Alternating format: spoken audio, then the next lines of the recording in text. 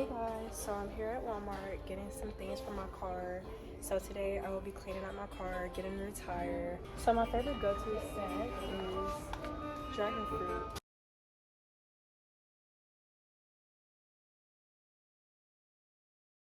I don't like one, so I'm just gonna go with this one.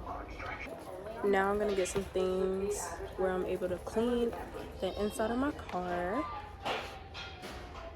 I heard this brand is really good, Armo All. I'm gonna give one of these a try. And I think that's all that I'm gonna get today. I'm gonna hurry and clean out my car and go to the car wash because the tire place closed at 6 and it's like 4 something now. I'm ready to check out now. This is all that I'm gonna get. Okay, you guys, I just left from Walmart. I'm about to head to the car wash, but this was the total of everything, which isn't bad, $15.47. Now it's time to clean out my Camaro.